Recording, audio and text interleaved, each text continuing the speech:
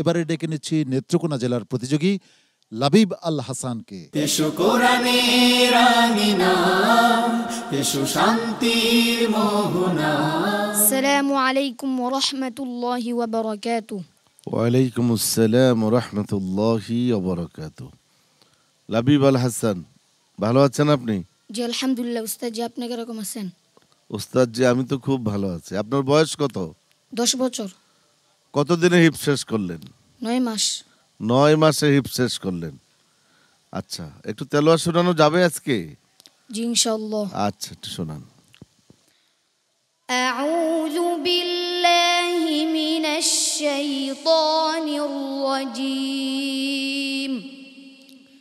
বিসমিল্লাহির রহমানির রহিম।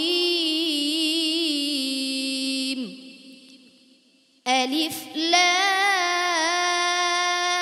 রা তিলকা আয়াতুল কিতাবি ওয়া কুরআনিম মুবিন। রুবামা ইয়াওয়াদ্দুল্লাযীনা কাফারু লাও কানু মুসলিমিন। যারহুম ইয়াকুলু ওয়া ইয়াতামাত্তাউ ওয়া يلههم الأمل فسوف يعلمون وما أهلكنا من قرية إلا ولها كتاب معلوم ما تسبق من أمة أجلها وما يستأخرون وقالوا يا أيها الذي نزل عليه الذكر إنك لمجنون لو ما تأتينا بالملائكة إن كنت من الصادقين ما ننزل الملائكة إلا بالحق وما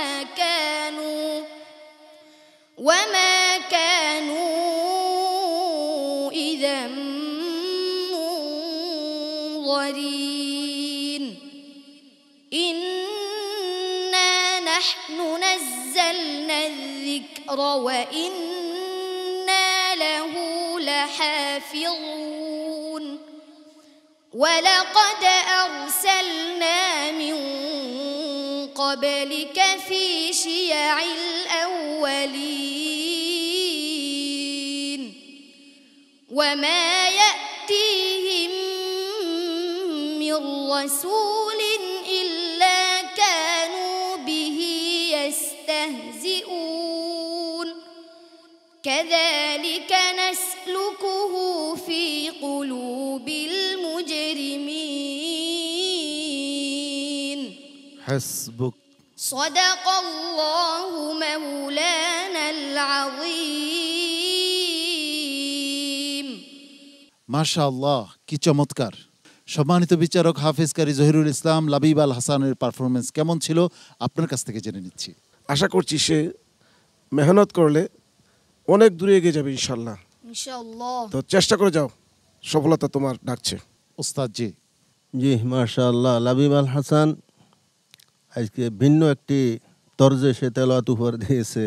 এটা কি তোমার নিজস্ব জি না কারো অনুকরণে পড়ছো? জি না।